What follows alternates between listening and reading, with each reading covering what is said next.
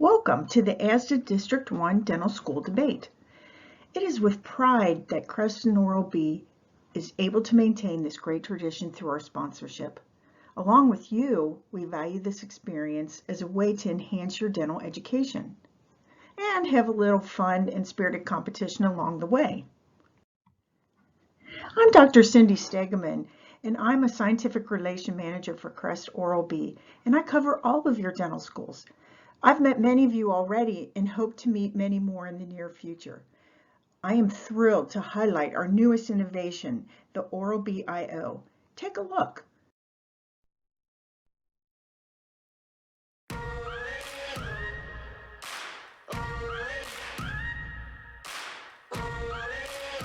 Say hello to Oral-B IO.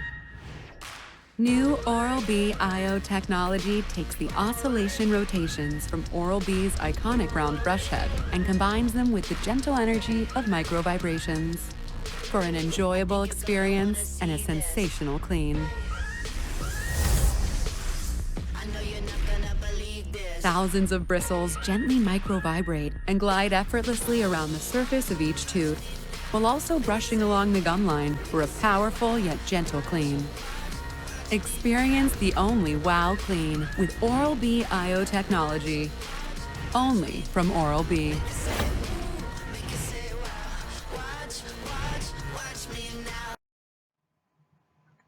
Thank you again for your time today, and I look forward to seeing you virtually at one of my upcoming events. Let the debate begin, and may this best school win.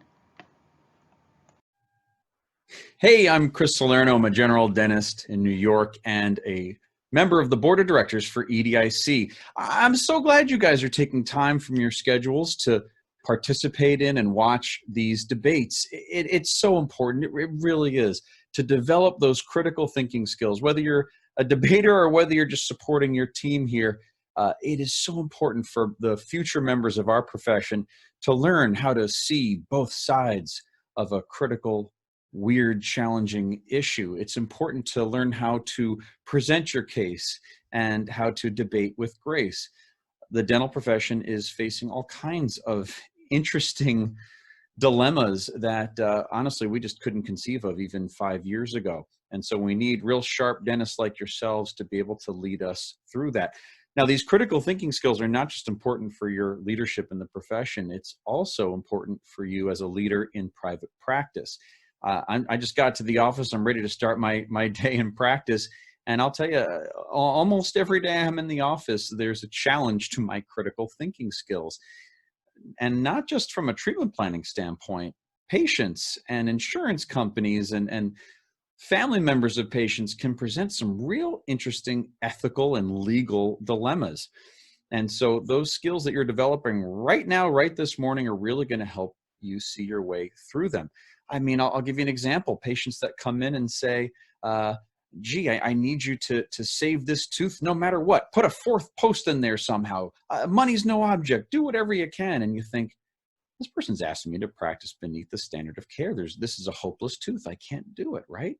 You want to take good care of the patient. You want to do what they're asking you to do, but it goes against your better judgment. You know, there's all kinds of interesting situations that can happen like this. Well, beyond just your critical thinking skills, you also have support. You've got your local dental society, your local study clubs, and you've got experts with your malpractice carrier. You know, that's why I became an EDIC insured years ago, is I saw that they offer service that is second to none. When you form your team as you graduate from dental school, your attorney, your accountant, your supplier, you know, your dental material supplier, all these folks are going to help you as an associate and ultimately as a practice owner. Some of these relationships can be transactional. You know, you pay for something, you get the thing, and that's it. But your malpractice carrier should not be a transactional relationship. You shouldn't just talk to them once a year when you re-up your insurance. Your malpractice carrier should be educating you along the way and offering outstanding support, outstanding service when you need it most. So I joined EDIC. They have great continuing education for you that will help you keep you and your patients safe.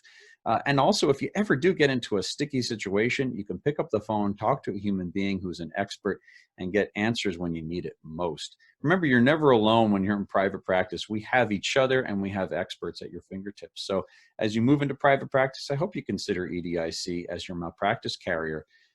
It's just the support that we need, and I've made use of it a few times myself when I've had some interesting situations with patients that have come up. So I'm so glad you're spending your mornings here watching these debates. This is just wonderful.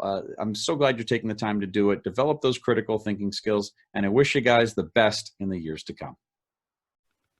Hello and welcome to the 12th annual Yankee Dental Student Debate.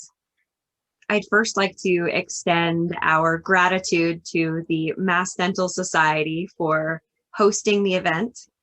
I'd also like to thank the ASDA District 1 Advocacy team for putting together an amazing lineup for us this year. As you know, the virtual year comes with many challenges, and one of our challenges this year was to create a virtual debate. So tonight we are being joined by our first round teams. My name is Alia Osseiran, and I am your District 1 trustee. I will be hosting tonight. In addition, we'd also ask that you save the date for Saturday, January 30th, beginning at 3:15 p.m., where we will be able to watch our finalists debate. Hi everyone, I'm Michael Chen, and I'll be joining Alia tonight in moderating the debate. I am part of the ASDA Advocacy Committee. And tonight, our two debate teams, we have representing Boston University, Henry M. Goldman School of Dental Medicine, we have Julian Jackson and Amelia Wilson. And representing the University of New England College of Dental Medicine, we have Katie Zefran and Adam Gray. Boston University, you will be the affirmative team, and University of New England, you will be the opposing team. I will now read the debate prompt. So tonight we will be talking about clinical graduation requirements. In light of clinic time lost to COVID-19, many dental students have struggled to complete their graduation requirements. Most dental schools' clinical education model requires students to complete a numerical threshold of procedures to demonstrate competency, a point system. The numerical requirements are discipline-based. In recent years, some dental schools have revised their clinical education models. Affirmative team, Boston University, will debate in favor of discipline-based numerical clinical requirements. Opposing team, University of New England, you will debate against discipline-based numerical clinical requirements. Thanks, Mike. So let's start. Boston University, you now have 3 minutes to make your opening statement. You may begin. Good evening, everyone, and I just want to thank you for the opportunity for allowing us to present today, and best of luck to UNE. And here we go. So, in 1975, the American Dental Association, otherwise known as the ADA, founded its Commission on Dental Accreditation, otherwise known as CODA, with the goal of developing standards that encourage and monitor the quality of dental school's curriculum in order to improve the future of dental education for students. Setting required standards and establishing a way to monitor a student's progress are two important paradigms that assure the delivery of proper oral health care and overall safety to the public as practicing dental professionals.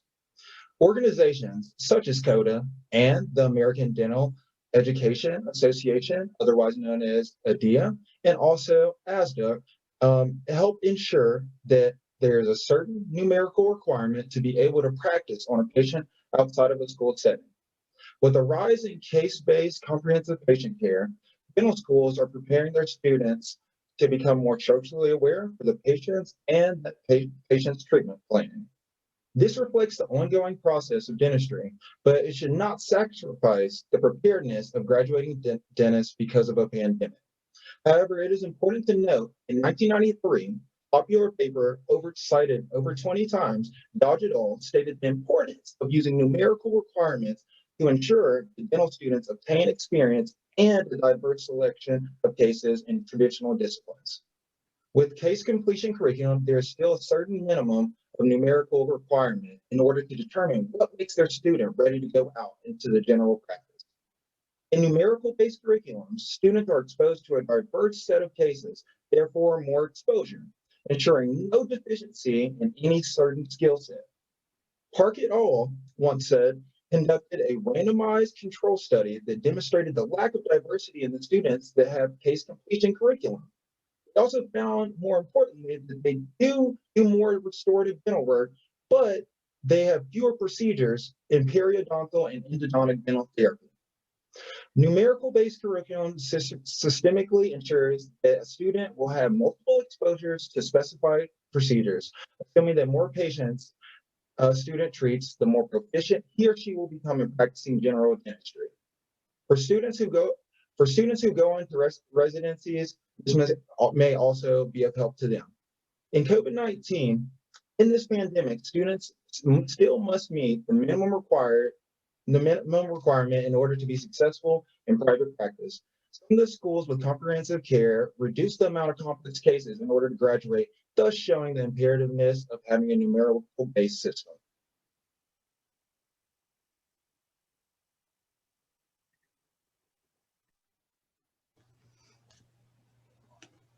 Thank you so much. UNE, you now have 3 minutes to make your opening statement.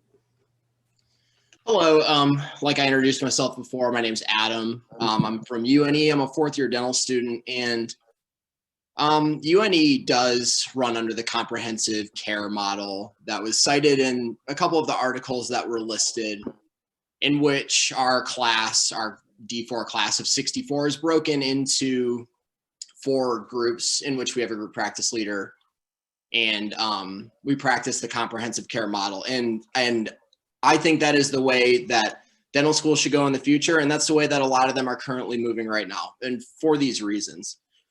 And the main focus, or the number one reason, is that the comprehensive care model, the number one focus is on the patient. It's on the patient's needs, it's on the correct care for the patient. If you have a patient that needs a prophy, 1 posterior filling, and just recare for the rest of the time, that's what they need, and that's how we're going to treat them.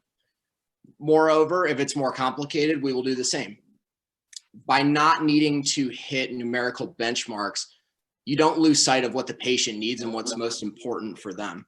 And even cited in one of the articles, the numerical base created a situation where the student's needs were placed in front of the patient's needs, and the most important thing is our patient. It's the reason that we're dentists. It's the reasons we all took the Hippocratic Oath, because we care about our patients.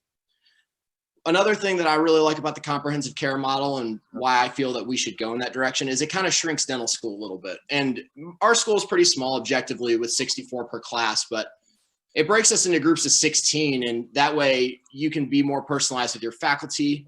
Your faculty knows you better. They know your strengths and weaknesses better. And you get to know, your patients know your faculty member and feel more comfortable coming in. Another great thing about the comprehensive care model is, unlike the numerical, we have clinical competencies that are very similar to board exams. So instead of having to do 20 class 2s, we challenge one just like the CDCA exam would do. And it prepares us better for things like that, instead of, we're looking more for quality over quantity in a situation like that. Another thing that the comprehensive care model helps a lot with is we see our patients through their entire care. So we kind of get the intangibles of the accountability factor, getting to know our patients, and really gaining the ability to develop relationships with patients. And that's, for all those reasons, I think the comprehensive care model is the best. And it really mirrors dentistry better than the numerical quantitative method.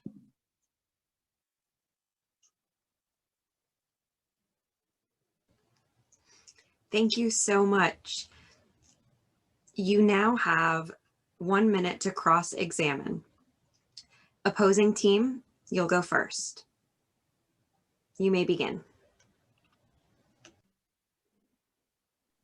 So the question we would like to pose to the affirmative team would be, if you have to meet certain numbers in order to graduate, and you have these numerical standards that you set, aren't you abandoning the Hippocratic Oath, which we take day one of becoming a dentist? And by that, you're just passing the patient along and they're just a number in your school. You're losing sight of the continuity of care, and that could lead to patient abandonment, which we have seen multiple times before. When you are required to just meet certain standards, the patient is not being kept with the same provider, and an MOD just keeps getting passed along, and different curious lesions are getting passed along. So our question to you is, are you upholding the standards that we took as a Hippocratic Oath and as a healthcare provider to continue the continuity of care with your patients?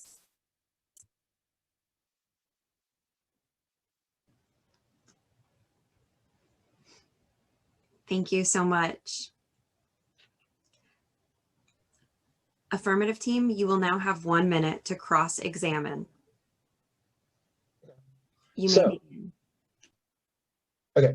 G.V. Black, dentist emeritus, once said that he hoped for the day that dentistry would become more preventative. How is it possible to maximize treating patients minimally, invasively, and preventatively when numerical-based systems focus more on sorting and completing procedures?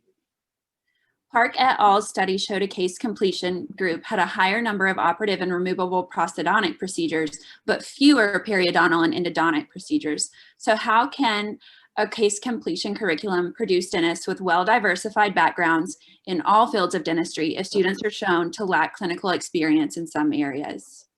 And many of the solutions to the problems of COVID have caused are only temporary, such as the CDCA mannequin-based licensure exam and the decrease in required procedures to graduate under the numerical model.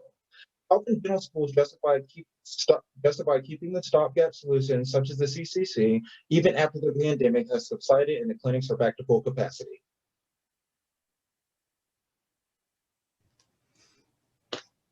Thank you so much. The affirmative team will now have 3 minutes for their rebuttal and closing. BU, you may begin. All right, thank you. So as pointed out in the opening statement, patient-focused or case completion curriculum appears to be more patient-focused. And one reason for this that has been stated is because students could lose sight of what's important for their patient whenever they're passed along. And that's not true. It insinuates a communication breakdown because electronic health records are readily available, and they should be utilized and reviewed prior to a patient's appointment with a new student dentist. Furthermore, do you feel like it's the responsibility of the individuals? We do feel like it's the responsibility of the individual student to ensure that the course of treatment is progressing as necessary and that he or she agrees with a diagnosis before completing a procedure. Secondly, they brought up the point about shrinking the dental school in terms of having more communication with students in their class. And I can understand that same sentiment in a class of 114. However, there are ways to generate a model, and BU currently uses that model where we shrink the school but also still have the numerical requirements. And that is because we have a group practice so that we keep patients in our same group practice and still we're still able to keep up with them. It just means there's more responsibility on the individual. And as professional students, we're not undergraduates anymore, we're going to be doctors. It is our responsibility to ensure that we're following up with our patients as needed. Right, and just to kind of piggyback off that, it also in a CCC program, there's still a numerical requirement in order to make that school feel as though their students are able to practice in the general field outside of school. So ultimately, there still is a numerical requirement.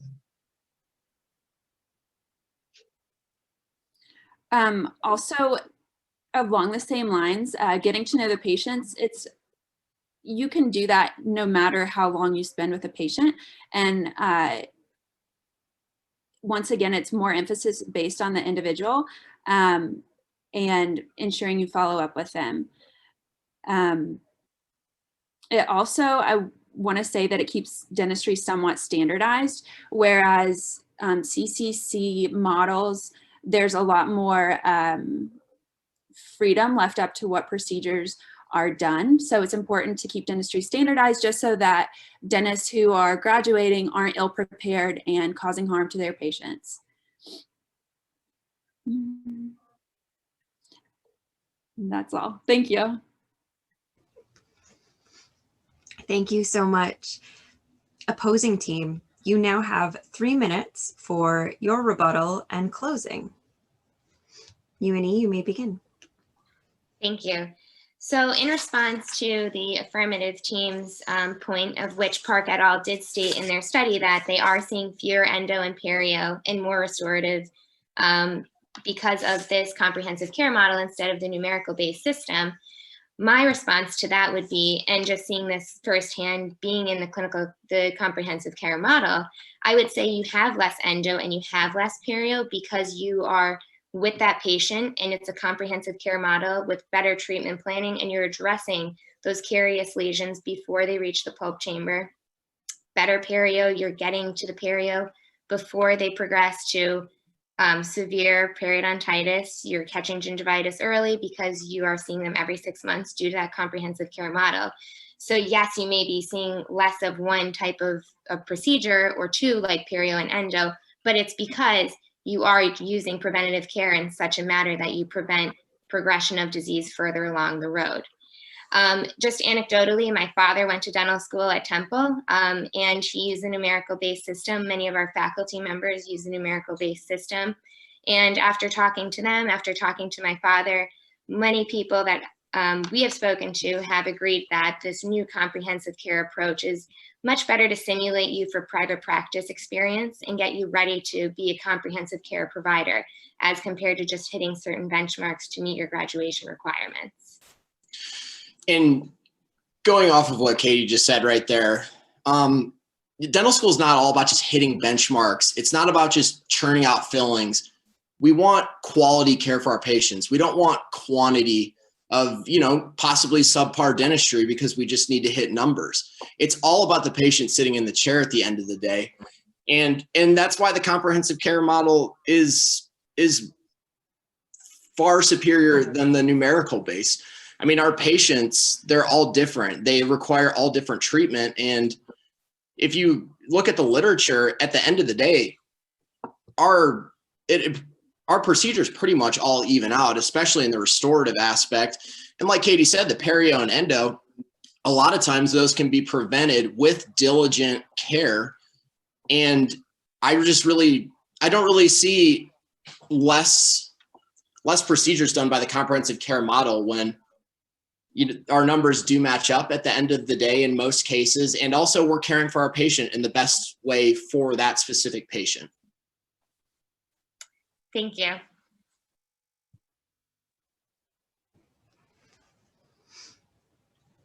Well, thank you so much. That brings us to the end of our first round. Let's give a round of applause for our amazing debaters. Just a reminder to all of those of you who are viewing this at home, our debate teams were not allowed to pick the team, the affirmative or opposing. So the opinions shared during tonight's debate may not actually be the opinions of the students in this recording. I hope you continue to join us throughout the month of January as we count down for the final debate. And I think that's a wrap. We'll see you for round 2.